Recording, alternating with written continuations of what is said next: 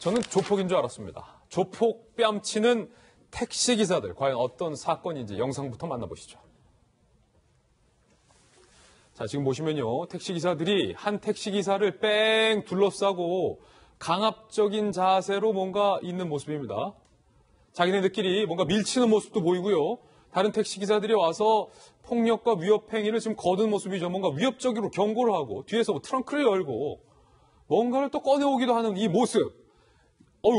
그리고 폭력을 행사하고 있는 모습. 다른 택시기사들, 같은 택시기사인데 특정 택시기사에게 이렇게 막 쓰러뜨리고 발로 밟고 때리고 폭행을 하는 이유가 무엇일까요? 이 택시기사들 사이에 무슨 일이 벌어지고 있는 걸까요? 이곳은 청주공항 앞입니다. 지난해 3월부터 최근까지 청주공항에서 택시기사 A씨, 남성 57세 등 장거리 승객을 독점하고 싶었던 모양이에요.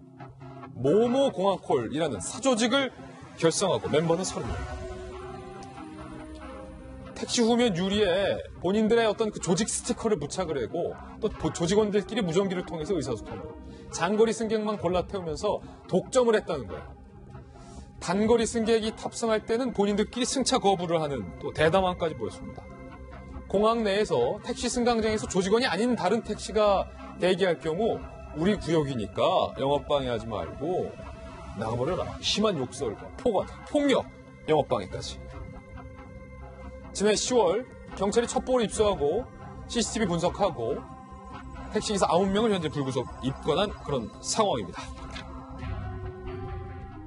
백 팀장님. 네. 아니 뭐 이거 사실 조폭들이 하는 짓 아닙니까? 여기 뭐 우리 구역이니까 여기서 뭐 도박장 하지 말고 좀 나가라. 뭐 이런 거 아니에요? 그렇습니다. 조직폭력이라고 하는 부분이 꼭 이게 어떤 그 관리 대상, 소위 말하면 뭐 강령을 만들고 결성을 해서 어떤 것만 해서야만 조직이 아니고요. 이런 경우도 조직이죠. 지금 충북지방경찰청 그 한병원 팀에서 이제 이 사건 제가 취재를 했는데 뭐 이런 겁니다. 예를 들어서 원래는 이게 한 3년 전부터 이런 행위를 했다고 합니다. 근데 본격적으로 이제 민원이 계속 제기되고 그 택시 기사, 그러니까 청주 시내에 있는 택시 기사분들이 굉장히 괴롭힘을 당하고 여러 가지 영업에 어려움이 있다. 그리고 청주 공항을 들어가기를 꺼려한다는 거예요. 그러니까 청주 공항에 손님을 태우고 들어가면 바로 뒤도 안 돌아보고 그냥 대기를 안 하고 나오는 이유가 뭐냐라고 해봤더니 이제 거기서 대기를 하게 되면 바로 이 공항콜이라고 하는 사조직을 결성한 이 30여 명의 기사들이 결국은 이렇게 얘기를 한다고 합니다. 다가와가지고 시비를 거는데 어떻게 거느냐.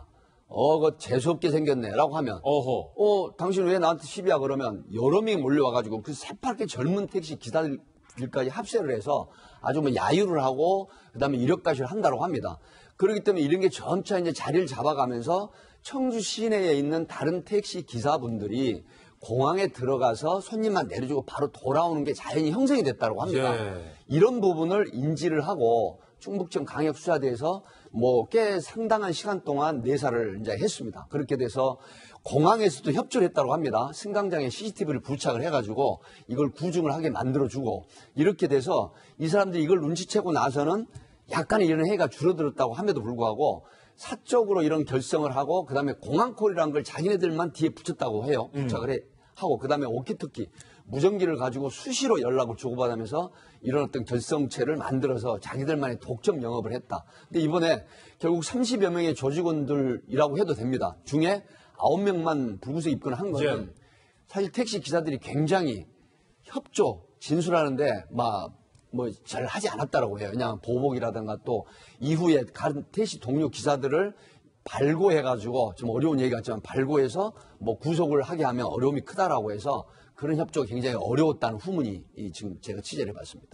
이 사건을 내사하고 9명 불구속 입건한 오은수 광역수사대 대장과 저희가 직접 통화를 했습니다. 들어보시죠.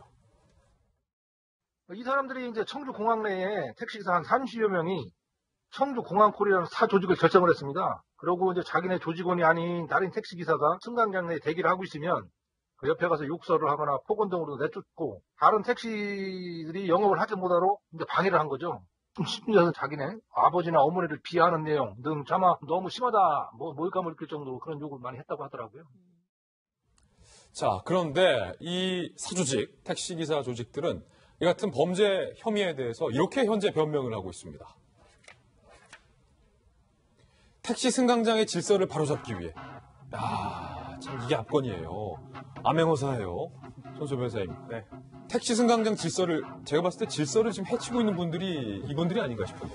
사실 잘못을 뉘우치고 용서를 구하는 게 가장 순리에 맞을 것 같은데 오히려 좀 더 계속 무리수를 두는 것 같습니다. 무리수다. 네, 그리고 설령 그 택시 관련된 그런 질서가 좀 흐트러져 있다 하더라도 사조직을 결성한 다음에 이제 폭력을 행사하면서 질서를 바로잡을 그런 권리는 없거든요. 그렇고 게다가 질서를 오히려 이 행위자들이 이제 조직적으로 다 흐트러뜨리고 그 과정에서 범죄를 저지른 것이기 때문에 처벌을 피할 수 없을 것 같고요.